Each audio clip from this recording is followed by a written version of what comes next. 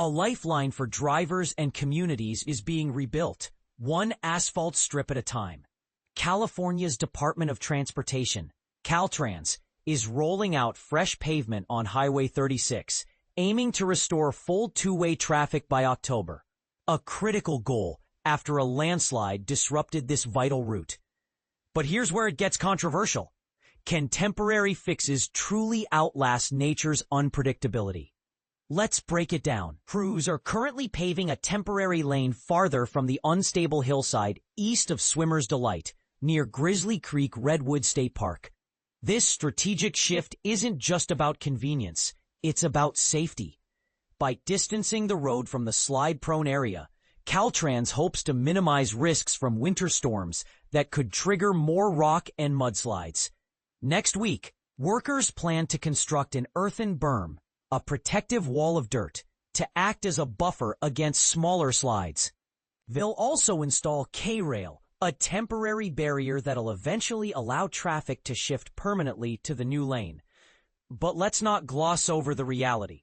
The road remains a one-way bottleneck for now. Weekday commuters face a strict schedule. Traffic is released at the top of every hour from 9 a.m. to 5 p.m., with an extra 3 p.m. to 4 p.m. window to ease school drop-offs and pickups.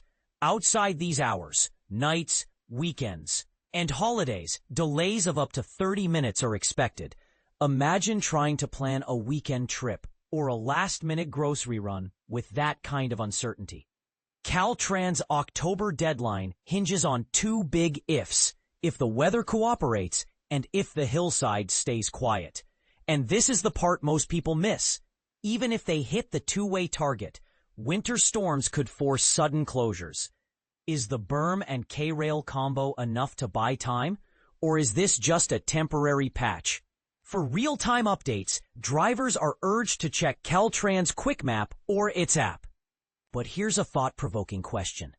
Should communities be investing more in long-term infrastructure to prevent these recurring crises, rather than scrambling with quick fixes each time?